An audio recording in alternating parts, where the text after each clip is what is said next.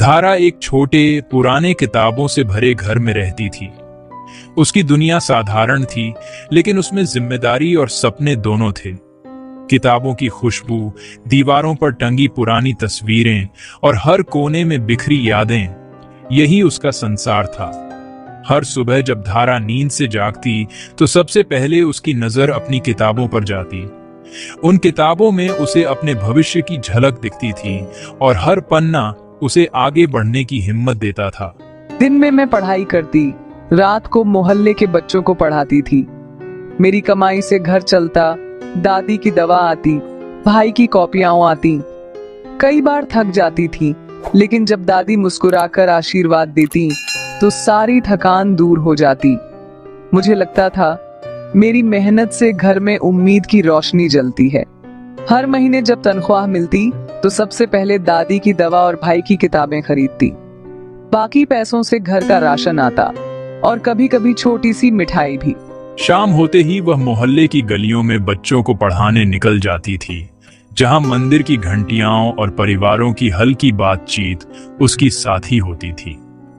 उन गलियों में बच्चों की हंसी, उनके सवाल और सीखने की जिज्ञासा धारा को और मजबूत बनाती थी। हर बच्चा उसके लिए एक नई कहानी था और हर शाम एक नया अनुभव। मुझे लगता था मैं सिर्फ अपने लिए नहीं, इन बच्चों के लिए भी मायने रखती हूँ। जब वे मुझसे सवाल पूछते तो मुझे लगता मैं उनके सपनों का हिस्सा हूँ। उनकी आंखों में उम्मीद देखती तो खुद को और मजबूत पाती। कई बार कोई बच्चा पढ़ाई में कमजोर पड़ता तो मैं उसे अलग से समझाती, उसके साथ बैठती। मुझे लगता मेरी मेहनत से उनकी दुनिया बदल सकती है। एक शाम उसे एक नए इलाके पंजाबी कॉलोनी में ट्यूटरिंग का प्रस्ताव मिला। तनख्वाह भी अच्छी थी। यह मौका उसके लिए एक नई शुरुआत जैसा था। उस कॉलोनी का नाम सुनकर उसके मन में उत्सुकता और घबराहट दोनों थी। वहां के लोग, वहां का माहौल, सब कुछ नया था। ये मौका मेरे लिए और परिवार के लिए बड़ा था। थोड़ा डर था, लेकिन हौसला भी। मैं जानती थी अगर ये जिम्मेदारी निभा पाई तो घर की हालत और बेहतर हो सकती है। मन में कई सवाल थे। क्या मैं वहां के बच्चों को पढ़ा पाऊंगी? क्या वे मुझे अपनाएंगे? लेकिन साथ ही एक उम्मीद भी थी कि शायद ये रास्ता मेरी जिंदगी बदल दे। उसके पिता को चिंता थी, लेकिन धारा ने वादा किया कि वह सावधानी बरतेगी। पिता की आंखों में चिंता साफ दिखती थी, लेकिन धारा की आंखों में आत्मविश्वास था। उसने अपने पिता को भरोसा दिलाया कि वह हर कदम सोच समझकर उठाएगी। मैंने अपनी सबसे प्यारी किताबें बैग में रखी और खुद को तैयार किया। हर किताब के साथ एक सपना जुड़ा था, किसी की मदद करने का, कुछ नया सीखने का। पापा ने जाते जाते सिर पर हाथ फेरा और दादी ने तिलक लगाया। उस पल मुझे लगा मैं अकेली नहीं हूँ, मेरा परिवार मेरे साथ है। उसे नहीं पता था ये रात उसकी सोच और जिंदगी बदल देगी। वह बस इतना जानती थी कि आज का कदम कल की नई शुरुआत बन सकता है। बाहर की दुनिया अनजानी थी, लेकिन उसके भीतर एक नई ऊर्जा थी। कभी कभी एक नया रास्ता पूरी दुनिया बदल देता है। उस रात जब मैं अकेली सड़क पर चल रही थी तो डर भी था, लेकिन दिल में एक अजीब सी खुशी भी थी। मुझे लगा जैसे मेरी किस्मत मुझे किसी नई मंजिल की ओर ले जा रही है। और धारा अनजाने में उस रास्ते पर चल पड़ी थी। उस रात की खामोशी में उसके कदमों की आवाज और दिल की धड़कनें दोनों ही उसकी नई यात्रा की गवाह थीं। ओन ऑटो रिक्शा धारा को जानी पहचानी गलियों से दूर एक अजनबी सुनसान गली में ले गया। जैसे जैसे हम मुख्य सड़क से हटते गए, बाहर की चहल पहल पीछे छूटती गई। हर मोड़ पर लगता था कि हम किसी और ही दुनिया में प्रवेश कर रहे हैं, जहां सब कुछ अनजान और रहस्यमय था। बाहर की रोशनी और आवाजें कम होती गईं और मेरे मन में बेचैनी बढ़ने लगी। हर गुजरती गली के साथ दिल की धड़कनें तेज होती जा रही थीं। मुझे लग रहा था जैसे मैं किसी अनदेखे खतरे की ओर बढ़ रही हूं, लेकिन रुकना अब मुमकिन नहीं था। इमारतें पुरानी, ऊंची दीवारों वाली थीं और गली में अजीब सा सन्नाटा था। हर खिड़की, हर दरवाजा जैसे किसी रहस्य को छुपाए हुए था। हवा में एक ठंडक थी और हर कदम पर लगता था कि कोई छुपकर देख रहा है। ड्राइवर ने पूछा, यही पता है? मैंने हाँ कहा, लेकिन खुद भी अनिश्चित थी। मेरे जवाब में झिझक थी, क्योंकि मैं खुद नहीं जानती थी कि आगे क्या मिलेगा। उस पल में मुझे अपनी हिम्मत पर शक होने लगा। ड्राइवर ने गली के मुहाने पर उतार दिया, आगे बढ़ने से मना कर दिया। उसने कहा, आगे जाना ठीक नहीं है, और उसकी आवाज में भी डर था। मैं अकेली रह गई उस सुनसान गली के मुहाने पर, जहां सिर्फ सन्नाटा था। गली में कदम रखते ही सन्नाटा और अंधेरा गहरा हो गया। हर तरफ साए से लग रहे थे और हर आवाज डराने लगी थी। लेकिन मुझे आगे बढ़ना था, क्योंकि पीछे लौटना अब मुमकिन नहीं था। मकानों की खिड़कियां खाली, रोशनी फीकी और हर चीज में वीरानी थी। ऐसा लग रहा था जैसे ये गली सालों से किसी का इंतजार कर रही हो। हर खिड़की से झांकती वीरानी ने माहौल को और भी रहस्यमय बना दिया। मेरा दिल तेज धड़क रहा था, लेकिन मैंने खुद को मजबूत किया। डर को काबू में करना आसान नहीं था, पर मैंने खुद से कहा, अगर मैं यहाँ तक आ गई हूँ तो आगे भी जा सकती हूँ। उसने खुद को याद दिलाया, नई जगहें हमेशा डरावनी लगती हैं। हर सफर की शुरुआत में डर होता है, लेकिन वही डर हमें आगे बढ़ने की ताकत भी देता है। धारा ने अपने डर को अपनी ताकत बना लिया। मैं बहादुर हूँ, मुझे अपना काम करना है। चाहे रास्ता कितना भी अजनबी हो, मुझे रुकना नहीं है। मैंने अपने कदम तेज कर लिए और खुद से वादा किया कि मैं पीछे नहीं हटूंगी। सिर ऊंचा करके धारा ने पंजाबी कॉलोनी में कदम रखा। हर कदम के साथ उसका आत्मविश्वास बढ़ता गया और अंधेरे में भी उसे अपनी मंजिल की झलक दिखने लगी। गली एक अंधेरी सुरंग जैसी थी, जिसमें हर कदम पर रहस्य था। हर मोड़ पर लगता था कि कोई नई कहानी उसका इंतजार कर रही है। मैं जानती थी ये सफर आसान नहीं होगा, लेकिन यही तो असली रोमांच था। और उस अंधेरे में धारा की कहानी ने एक नया मोड़ लिया।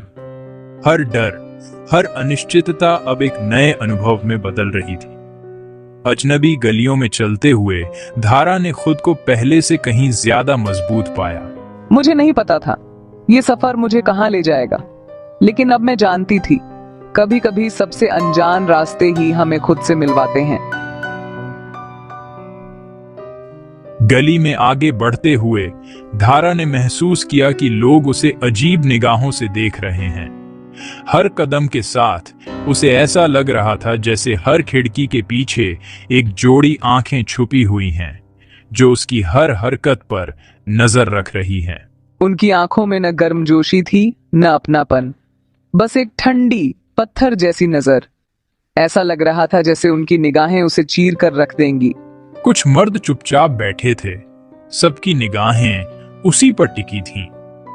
उनकी चुप्पी में एक अजीब सी धमकी थी, जैसे वो बिना कुछ कहे ही बहुत कुछ कह रहे हों। ऐसा लग रहा था जैसे मैं किसी अनकहे नियम को तोड़ रही हूँ, जैसे इस गली में चलना भी एक अपराध हो।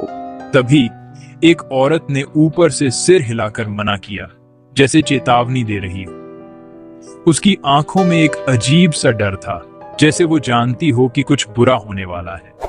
उसकी आंखों में डर और दया थी और वो जल्दी से गायब हो गई।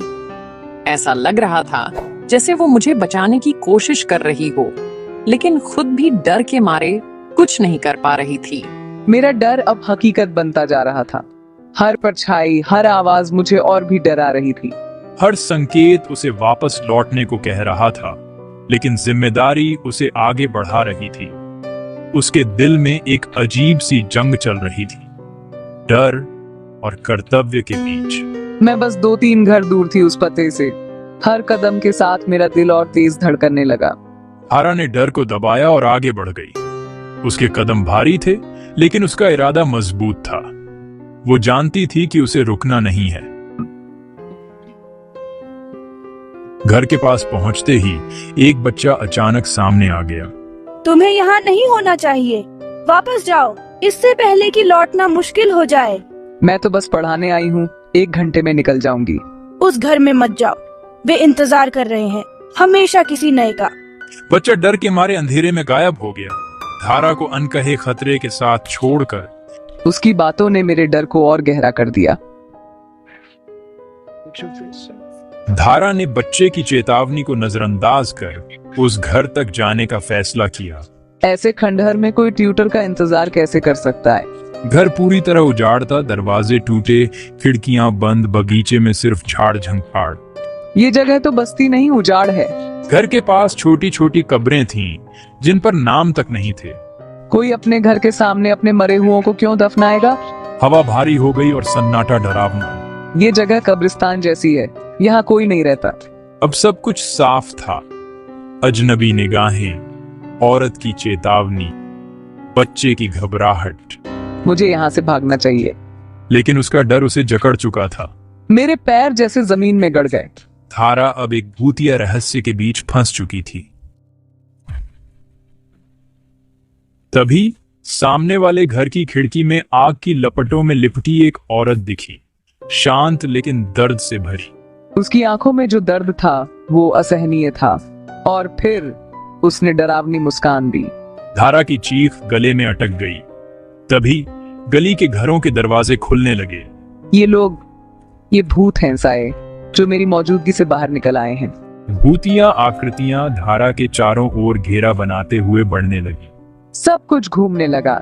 जलती औरत, भूतों का घेरा, कब्रें, सब मिलकर एक डरावनी तस्वीर बन गई।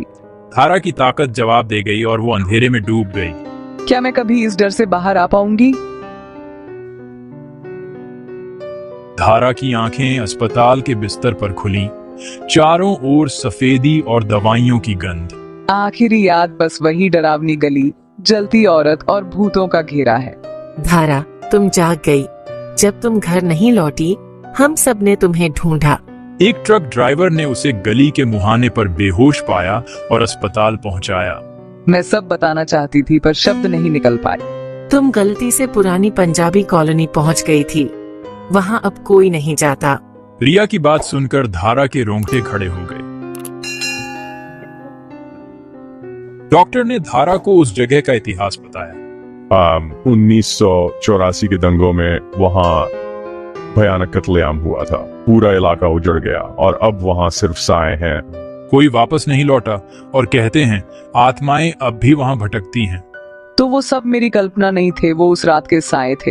धारा समझ गई, वो गलती से एक भूतिया इतिहास का हिस्सा बन गई थी। अस्पताल से लौटने के बाद धारा बदल चुकी थी। अब उसके मन में एक गहरा डर बस गया था। मैंने तय कर लिया, अब कभी उस हिस्से में नहीं जाऊंगी। रात को डरावने सपनों से जागना उसकी आदत बन गई। मैंने रात को पढ़ाना बंद कर दिया। अब अजनबी गलियों से डर लगता है। परिवार ने उसे सहारा दिया, लेकिन उसकी दुनिया अब पहले जैसी नहीं रही। उसने इतिहास के भूतों की आंखों में झांका और उनका दर्द महसूस किया। ये कहानी एक चेतावनी है, कभी भी अनजान जगहों और अपने डर को हल्के में मत लें।